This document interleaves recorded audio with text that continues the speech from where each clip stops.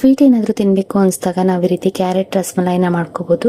Carrot ರಸಮಲೈನ ಮಾಡೋದಕ್ಕೆ ನಾನು ಇಲ್ಲೊಂದು 4 ಕ್ಯಾರೆಟನ್ನು ತಗೊಂಡು ಕ್ಯಾರೆಟ್ ಒಟ್ಟನ್ನ ಪೀಲ್ ಮಾಡಿಕೊಂಡು ವಾಶ್ ಮಾಡ್ಕೊಂಡಿದ್ದೀನಿ. ಕ್ಯಾರೆಟನ್ನೆಲ್ಲ ಸಣ್ಣ ಸಣ್ಣ ಪೀಸಸ್ ಮಾಡಿ ಮಿಕ್ಸಿ ಜಾರ್ಗೆ ಹಾಕೊಂಡು ನುಣ್ಣಕ್ಕೆ ರುಬ್ಕೋತಾ ಇದ್ದೀನಿ.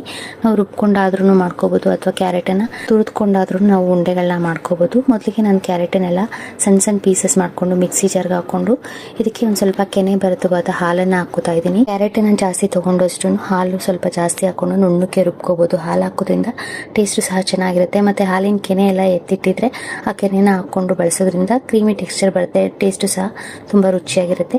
ನಾನು ಇಲ್ಲಿ ಕೆನೆ ಒಂದು ಸ್ವಲ್ಪ ಹಾಕೊಂಡು ಸ್ವಲ್ಪ ಹಾಲನ್ನ ಸೇರಿಸ್ಕೊಂಡು ಕ್ಯಾರೆಟನ್ನ ನುಣ್ಣಕ್ಕೆ ರುಬ್ಬಿಟ್ಕೊಂಡಿದ್ದೀನಿ. ಕ್ಯಾರೆಟನ್ನ ರುಬ್ಕೊಂಡು ರೆಡಿ ಮಾಡ್ಕೊಂಡಾದ್ಮೇಲೆ ಒಂದು ಪಾತ್ರೆ ಇಟ್ಕೊಂಡು ಅದಕ್ಕೆ ನಾನು ಇಲ್ಲಿ 1-2 ಟೇಬಲ್ ಸ್ಪೂನ್ ಅಷ್ಟು ತುಪ್ಪ ಹಾಕೋತಾ ಇದ್ದೀನಿ. ಬೇಕು ಅಂದ್ರೆ ಇನ್ನೂ ಸ್ವಲ್ಪ ಜಾಸ್ತಿನೇ ಹಾಕೋಬಹುದು. ನಾನು ಇಲ್ಲಿ 1-2 ಟೇಬಲ್ ಸ್ಪೂನ್ ಹಾಕೊಂಡಿದ್ದೀನಿ. 4 ಕ್ಯಾರೆಟ್ ಆಗಿರೋದ್ರಿಂದ 2 ಟೇಬಲ್ ಸ್ಪೂನ್ ತುಪ್ಪ ಹಾಕೊಂಡು ತುಪ್ಪದಲ್ಲಿ ನಾವು ರುಬ್ಕೊಂಡಿರೋ ಕ್ಯಾರೆಟನ್ನ ಹಾಕೊಂಡು ಹಾಲಿನ ಅಂಶ ಎಲ್ಲ ಸ್ವಲ್ಪ ಡ್ರೈ ಆಗಬೇಕು. ಅದುವರೆಗೂ ನಾವು ತುಪ್ಪದಲ್ಲಿ ಕ್ಯಾರೆಟನ್ನ ಹುರ್ಕೋಬೇಕು. ಸ್ವಲ್ಪ ಹೊತ್ತು ಕ್ಯಾರೆಟ್ ಹುರ್ಕೋತಾ ಗಮ್ಮನ್ನು ಹಾಗೆ ಸ್ಮೆಲ್ ಬರೋಕ್ಕೆ ಸ್ಟಾರ್ಟ್ ಆಗುತ್ತೆ. ನಾವು ಕ್ಯಾರೆಟ್ ಹಲ್ವಾಗೆ ಯಾವ ಥರ ಹುರ್ಕೋತೀವೋ ಆ ರೀತಿ ನಾವು ಕ್ಯಾರೆಟನ್ನ ಒಂದು ಸ್ವಲ್ಪ ಹೊತ್ತು ತುಪ್ಪದಲ್ಲಿ ಗಮ್ಮನ್ನು ಹಾಗೆ ಹುರ್ಕೋಬೇಕು. ತುಪ್ಪದಲ್ಲಿ ಒಂದು ಸ್ವಲ್ಪ ಹುರ್ಕೋತಾ ಅದೊಂದು ಸ್ವಲ್ಪ ಗಟ್ಟಿ ಆಗ್ತಾ ಬರುತ್ತೆ. ಗಟ್ಟಿ ಆಗ್ತಾ ಬಂದಾಗ ನಾನು ಇದಕ್ಕೆ 1-2 ಸ್ಪೂನ್ ಅಷ್ಟು ಮಿಲ್ಕ್ ಪೌಡರ್ನ ಹಾಕೋತಾ ಇದ್ದೀನಿ. ಮಿಲ್ಕ್ ಪೌಡರ್ ಹಾಕೋದ್ರಿಂದ ಟೇಸ್ಟ್ ತುಂಬಾ ರುಚಿಯಾಗಿರುತ್ತೆ. ಮಿಲ್ಕ್ ಪೌಡರ್ ಜೊತೆಗೆ ಬೇಕು ಅಂದ್ರೆ ಸ್ವೀಟ್ಗೋಸ್ಕರ 1-2 ಸ್ಪೂನ್ ಅಷ್ಟು ಸಕ್ಕರೆನೂ ಸಹ ಸೇರಿಸ್ಕೋಬಹುದು. ಹಾಲಿನ ಪುಡಿ ಹಾಕಿ ಗಂಟಿಲ್ದೇ ಇರೋ ಹಾಗೆ ಮಿಕ್ಸ್ ಮಾಡಿಕೊಂಡು ಕ್ಯಾರೆಟನ್ನ ಇನ್ನೂ ಸ್ವಲ್ಪ ಹೊತ್ತು ತುಪ್ಪದಲ್ಲಿ ಹುರ್ಕೋಬೇಕು. ತುಪ್ಪ ಬೇಕು ಅನ್ಸಿದ್ರೆ ಮಧ್ಯದಲ್ಲಿ 1 ಸ್ಪೂನ್ ಅಷ್ಟು ತುಪ್ಪ ಸೇರಿಸ್ಕೋಬಹುದು. ಸ್ವಲ್ಪ ಕ್ಯಾರೆಟ್ ಎಲ್ಲ ಹುರ್ಕೋತಾ ಗಟ್ಟಿ ಆಗ್ತಾ ಇದೆ ಅಂದಾಗ ಬೈಂಡಿಂಗ್ಗೋಸ್ಕರ ನಾನಿಲ್ಲಿ 1-2 ಸ್ಪೂನ್ ಅಷ್ಟು ರವೆ ಹಾಕೋತಾ ಇದ್ದೀನಿ.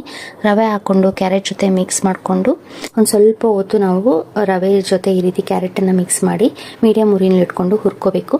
ನಾವು ರವೆ ಹಾಕಿದ ತಕ್ಷಣ ಅದು ಗಟ್ಟಿ ಆಗ್ತಾ ಬರುತ್ತೆ. ಸೊ ಸ್ಟವ್ ಆಫ್ ಮಾಡಿಬಿಟ್ಟು ಈ ರೀತಿ ಮಿಕ್ಸ್ ಮಾಡಿಕೊಂಡು ಇದು ಸ್ವಲ್ಪ ತಣ್ಣಕ್ಕಾಗಬೇಕು. ಕ್ಯಾರೆಟು ಹುರ್ಕೊಂಡಿರೋದೆಲ್ಲ ತಣ್ಣಕ್ಕಾಗೋವರೆಗೂ ನಾವು ಸೈಡ್ಗೆ ಇಟ್ಕೋಬೇಕು. ಕ್ಯಾರೆಟು ಹುರ್ಕೊಂಡಿರೋದು ರೆಡಿ ಆಗಿದೆ. ಇದು ಸ್ವಲ್ಪ ತಣ್ಣಕ್ಕಾಗಬೇಕು. ಅಷ್ಟರಲ್ಲಿ ನಾನಿಲ್ಲಿ 3/4 ಲೀಟ್ರಷ್ಟು ಹಾಲನ್ನು ತೊಗೊಂಡಿದ್ದೀನಿ. ಹಾಲನ್ನು ಕಾಯಕ್ಕೆ ಇಡ್ತಾ ಇದ್ದೀನಿ. ಹಾಲನ್ನು ನಾವು ಸ್ವಲ್ಪ ಮೀಡಿಯಮ್ ಆಗಿ ತಿಕ್ಕಾಗೋವರೆಗೂ ಗಟ್ಟಿ ಆಗೋವರೆಗೂ ನಾವು ಕಾಯಿಸ್ಕೋಬೇಕು. ಹಾಲನ್ನು ರಸಮಲೈ ಆಗಿರೋದ್ರಿಂದ ಮೀಡಿಯಮ್ ಆಗಿ ಸ್ವಲ್ಪ ಗಟ್ಟಿ ಆಗೋವರೆಗೂ ಹಾಲನ್ನು ಕಾಯಿಸ್ತಾ ಅದು ಗಟ್ಟಿ ಆದರೆ ಟೇಸ್ಟ್ ತುಂಬ ರುಚಿಯಾಗಿರುತ್ತೆ. ನಾನು ಹಾಲನ್ನು 1-2 ಕುದಿ ಕುದಿಸ್ಕೊಂಡಿದ್ದಾದ್ಮೇಲೆ 1 ಕಪ್ ಅಷ್ಟು ಚಿಕ್ಕದಾಗಿ 1 ಕಪ್ ಅಷ್ಟು ಸಕ್ಕರೆ ಹಾಕೋತಾ ಇದ್ದೀನಿ. ಸಕ್ಕರೆ ಜಾಸ್ತಿ ಬೇಕು ಅನ್ನೋರು ಸ್ವಲ್ಪ ಟೇಸ್ಟ್ ನೋಡಿ ನಾವು ಸಕ್ಕರೆ ಜಾಸ್ತಿ ಕಮ್ಮಿ ಮಾಡ್ಕೋಬಹುದು. ಹಾಲು ಜಾಸ್ತಿ ಇಟ್ಕೊಂಡಷ್ಟು ಸಕ್ಕರೆ ಜಾಸ್ತಿ ಹಾಕೋಬೇಕಾಗುತ್ತೆ. ನಾನಿಲ್ಲಿ 1 ಕಪ್ ಅಷ್ಟು ಸಕ್ಕರೆ ಹಾಕಿ ಹಾಲನ್ನು ಕಾಯಿಸ್ಕೊತಾ ಇದ್ದೀನಿ. ಹಾಲು ಕಾಯೋಷ್ಟರಲ್ಲಿ ನಾನಿಲ್ಲಿ 1-2 ಸ್ಪೂನ್ ಅಷ್ಟು ಮಿಲ್ಕ್ ಪೌಡರ್ನ ತೊಗೊಂಡಿದ್ದೀನಿ. ಹಾಲಿನ ಪುಡಿನ ತೊಗೊಂಡು ಅದಕ್ಕೆ ಒಂದು ಸ್ವಲ್ಪ ಹಾಲು ಹಾಕ್ಕೊಂಡು ಗಂಟೇನು ಇಲ್ಲದೆ ಇರೋ ಹಾಗೆ ಮಿಕ್ಸ್ ಮಾಡ್ಕೋತಾ ಇದ್ದೀನಿ. ಮಿಕ್ಸ್ ಮಾಡಿ ಇದನ್ನು ರೆಡಿ ಮಾಡಿ ಇಟ್ಕೊಂಡು ಹಾಲನ್ನು ನಾನು 1-2-3 ನಿಮಿಷ ಚೆನ್ನಾಗಿ ಕುದಿಸ್ಕೊತಾ ಇದ್ದೀನಿ. ಹಾಲು ಕುದ್ದು ಇನ್ನೂ ಗಟ್ಟಿ ಆಗಬೇಕು. ಅದುವರೆಗೂ ನಾನು ಹಾಲನ್ನು ಕುದಿಸ್ಕೊತಾ ಇದ್ದೀನಿ. ಹಾಲು ಕುದಿಯೋಷ್ಟರಲ್ಲಿ ನಾವು ರೆಡಿ ಮಾಡಿ ಇಟ್ಕೊಂಡಿರೋ ಕ್ಯಾರೆಟನ್ನು ಉಂಡೆಗಳನ್ನ ಮಾಡ್ಕೊತಾ ಇದ್ದೀನಿ. ಈ ರೀತಿ ಉಂಡೆ ಮಾಡ್ಕೊಳ್ಳೋದಕ್ಕೆ ಸಾಫ್ಟ್ ಆಗಿರಬೇಕು ಕ್ಯಾರೆಟು. ನಾವು ತುರಿದಾದ್ರೂ ಈ ರೀತಿ ಕ್ಯಾರೆಟ್ ಹಲ್ವಕ್ಕೆ ಯಾವ ರೀತಿ ಹುರ್ಕೊಂಡು ಹೂರಣ ರೆಡಿ ಮಾಡ್ಕೋತೀವಲ್ಲ ಆ ರೀತಿ ಆದ್ರೂ ನಾವು ಮಾಡ್ಕೋಬೋದು. ಈಗ ನೋಡಿ ಎಷ್ಟು ಸಾಫ್ಟಾಗಿ ಆಗಿದೆ. ನಾವು ಉಂಡೆ ಕಟ್ಟಿದ್ರೂ ಸಹ ಎಲ್ಲೂ ಒಡೆದೋಗಲ್ಲ, ಅಷ್ಟು ಸಾಫ್ಟಾಗಿ ಆಗಿರುತ್ತೆ. ಈ ರೀತಿ ನಾವು ಜಾಮೂನ್ ಯಾವ ರೀತಿ ಉಂಡೆಗಳನ್ನ ಮಾಡ್ಕೋತೀವೋ ಆ ರೀತಿ ನಮ್ಗೆ ಯಾವ ಸೈಜಲ್ಲಿ ಬೇಕೋ ಆ ಸೈಜಲ್ಲಿ ಉಂಡೆಗಳನ್ನ ರೆಡಿ ಮಾಡ್ಕೋಬೋದು. ನಾವು ರೌಂಡಾಗಾದರೂ ಮಾಡ್ಕೋಬೋದು ಅಥವಾ ನಾವು ರಸಮಲೈಗೆ ಯಾವ ರೀತಿ ಫ್ಲ್ಯಾಟಾಗಿ ಮಾಡ್ಕೋತೀವಲ್ಲ ಆ ರೀತಿ ಆದ್ರೂ ರಸಮಲೈ ಉಂಡೆಗಳ ಮಾಡ್ಕೋತೀವಲ್ಲ ಆ ರೀತಿ ಉಂಡೆಗಳನ್ನಾದರೂ ಮಾಡ್ಕೋಬೋದು. ಮಿಲ್ಕ್ ಪೌಡರ್ ಬದಲು ನಾವು ಬೇಕು ಅಂದರೆ ಸ್ವೀಟ್ ಕೋವಾ ಹಾಕಿನೂ ಸಹ ಮಾಡ್ಕೋಬೋದು. ಅದು ಹಾಕೋದ್ರಿಂದ ಇನ್ನೂ ಟೇಸ್ಟು ತುಂಬ ರುಚಿಯಾಗಿರುತ್ತೆ. ಈ ರೀತಿ ನಾವು ಇಟ್ಕೊಂಡಿರೋ ಕ್ಯಾರೆಟಲ್ಲಿ ಉಂಡೆಗಳನ್ನೆಲ್ಲ ರೆಡಿ ಮಾಡ್ಕೋಬೇಕು. ಉಂಡೆಗಳು ರೆಡಿ ಆಗೋಷ್ಟರಲ್ಲಿ ಹಾಲು ನಾನಿಲ್ಲಿ ಒಂದು 1/4 ಭಾಗದಷ್ಟು ಗಟ್ಟಿಯಾಗಿದೆ. ಈಗ ನಾವು ರೆಡಿ ಮಾಡಿ ಇಟ್ಕೊಂಡಿದ್ವಲ್ಲ ಮಿಲ್ಕ್ ಪೌಡರ್ ಮಿಕ್ಸ್ಚರ್ ಅದನ್ನು ಹಾಕಿ ಮಿಕ್ಸ್ ಮಾಡ್ಕೋತಾ ಇದ್ದೀನಿ. ಮಿಕ್ಸ್ ಮಾಡಿಕೊಂಡು ಇನ್ನೊಂದು ಸ್ವಲ್ಪ ಹೊತ್ತು ಹಾಲನ್ನು ಕುದಿಸ್ಕೋಬೇಕು. ಕಲರ್ಗೋಸ್ಕರ ಕೇಸರಿ ದಳ ಇದ್ದರೆ ನಾವು ಹಾಲಿಗೆ ಕೇಸರಿ ದಳ ಹಾಕ್ಕೋಬೋದು. ಟೇಸ್ಟು ಚೆನ್ನಾಗಿರುತ್ತೆ, ಕಲರು ಬರುತ್ತೆ. ಹಾಲು ಆಲ್ರೆಡಿ ಒಂದು 1/4 ಭಾಗದಷ್ಟು ಹಾಲು ಗಟ್ಟಿಯಾಗಿದೆ.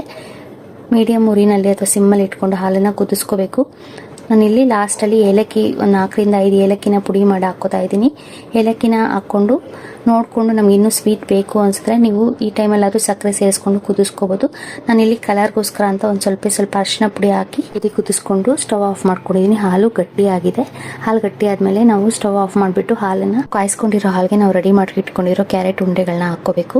ಹಾಲು ಬಿಸಿಯಾಗಿರುವಾಗಲೇ ಉಂಡೆಗಳನ್ನ ಹಾಕಿ ನಾವು ಒಂದು 10 ನಿಮಿಷ ಬಿಟ್ಟು ಸ್ವಲ್ಪ ತಣ್ಣಕ್ಕಾದ್ಮೇಲೆ ನಾವು ಇದನ್ನು ಫ್ರಿಜ್ಜಲ್ಲಿ ಇಟ್ಟು ತಿಂದರೆ ತುಂಬ ಟೇಸ್ಟ್ ಇನ್ನೂ ಇನ್ನೂ ರುಚಿಯಾಗಿರುತ್ತೆ. ತುಂಬಾ ಗಟ್ಟಿನೂ ಆಗಬಾರ್ದು, ತುಂಬಾ ನೀರಾಗೂ ಇರಬಾರ್ದು. ಹಾಲು ರಸಮಲೈಗೆ ಯಾವ ರೀತಿ ಹಾಲನ್ನ ಕಾಯಿಸ್ಕೊತೀವೋ ಆ ರೀತಿ ನಾವು ಸ್ವಲ್ಪ ಮೀಡಿಯಂ ಆಗಿ ಹಾಲು ಗಟ್ಟಿ ಆಗೋವರೆಗೂ ಕಾಯಿಸ್ಕೊಂಡು ಆಮೇಲೆ ಸ್ಟವ್ ಆಫ್ ಮಾಡ್ಕೊಂಡು ನಾವು ರೆಡಿ ಮಾಡಿಟ್ಕೊಂಡು ಉಂಡೆಗಳನ್ನ ಬಿಸಿ ಹಾಲಲ್ಲಿ ಸೇರಿಸ್ಕೊಂಡು ಒಂದು 10 ನಿಮಿಷ ಆದಮೇಲೆ ಫ್ರಿಜ್ಜಲ್ಲಿ ಇಟ್ಟು ತಣ್ಣಕ್ಕಾದ್ಮೇಲೆ ತಿಂದರೆ ರಸಮಲೈ ಟೇಸ್ಟ್ ತುಂಬಾ ರುಚಿಯಾಗಿರುತ್ತೆ. ನಾವು ಹಾಗೇನು ತಿನ್ಬೋದು ಫ್ರಿಜ್ಜಲ್ಲಿ ಇಡ್ತೀರಾ. ಕ್ಯಾರೆಟ್ ಉಂಡೆಗಳನ್ನ ಹಾಲಕ್ಕೆ ಸೇರಿಸ್ಕೊಂಡಾದ್ಮೇಲೆ ಇದಕ್ಕೆ ಗೋಡಂಬಿ, ಪಿಸ್ತಾ, ಸ್ವಲ್ಪ ಬಾದಾಮಿ ಹಾಕೊಂಡು ಗಾರ್ನಿಶ್ ಮಾಡ್ಕೊಂಡು ಸರ್ವ್ ಮಾಡ್ಬೋದು. ನಾನು ಸಹ ಫಸ್ಟ್ ಟೈಮ್ ಮಾಡಿದ್ದು, ತುಂಬಾ ರುಚಿಯಾಗಿತ್ತು.